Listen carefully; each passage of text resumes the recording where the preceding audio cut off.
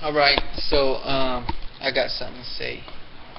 You know, just to say that God is in control of everything.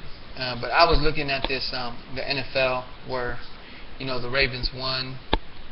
They won against the Patriots, and you saw Ray Lewis there, and he was thanking God. He's on. It looked like he was about to cry. Like he was so happy. He was thanking God. He was saying, "No weapon formed against us will fail." Then all of a sudden, he was saying, if you look at the interview, he was saying that that God's favorite team is the Baltimore Ravens. And I was sitting there like, are you kidding me? Like guy has nothing else to do but to watch a football game that he created. But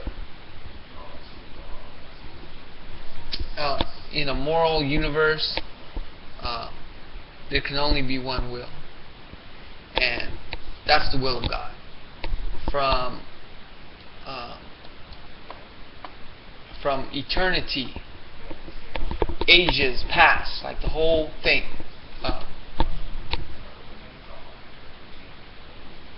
God is the creator of all things, of everything. And everything that you see, like, with your eyes, and everything you can't see.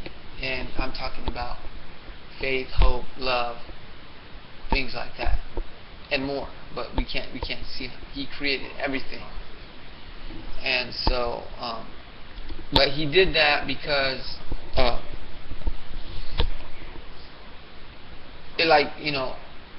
the wicked were made to be taken and destroyed. But why does He do that? It's because it's His own good pleasure. It's because He wants to. He wants to. It makes Him feel good.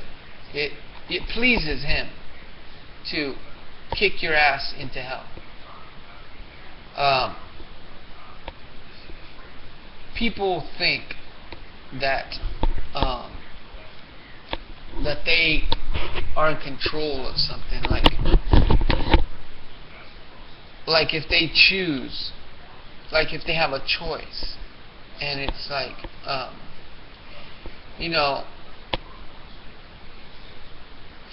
it's kind of funny to me.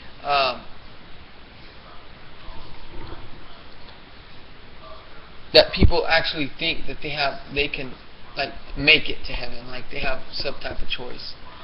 But in reality, God already chose who He wanted and who He didn't want. From the foundation of the world, God chose who He wanted. So we know that everything is about God's mercy.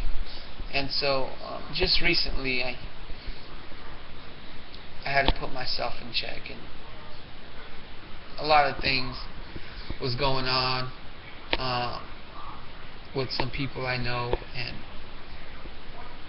it pissed me off because when people fall away, it means that God didn't give them grace. It means that they didn't give them faith with patience. In your patience possess ye your souls. You keep on fighting. You keep on working. You keep on dying daily. You continue to strive to enter into the straight gate. But at the same time, God already chose who He wanted and who He didn't want. From the foundation of the world, He wrote those names in. He wrote those names in the book. And in the book, He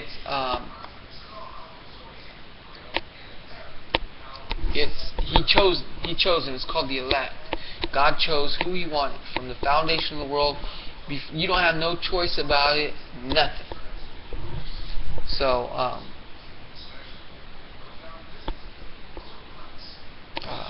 everything.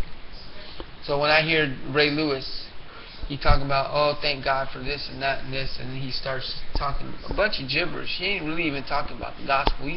He's talking about some gospel that doesn't exist. It's not really a gospel at all. It's a different doctrine. It's Ray Lewis said, oh, I remember this now. He said, in the last thing he said, that you can look it up on the internet right now and see Ray Lewis's interview.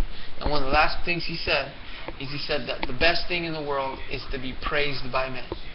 But God said, no, you love the praise of men more than the praise of God, more than pleasing God. So,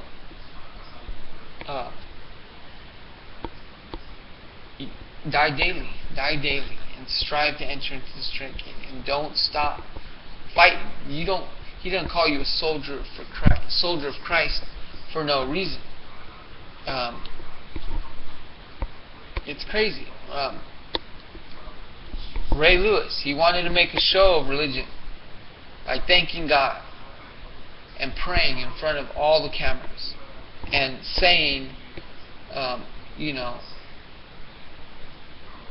that he went to the Super Bowl because the Ravens are. Let me see how much minutes I got. I got 4 minutes to tell you this.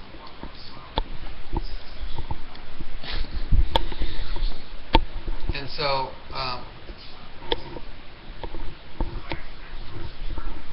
I don't know. When I heard that, it's just really, I wish I could just post this and put it on there. Next thing you should do is go on to YouTube and type Ray Lewis and see his interview after the Patriots game. And you know what I'm talking about. He thinks that Ravens is God's team. That's insane. God don't have no team. He invented all teams. So, God's will reigns. That's the message in this video.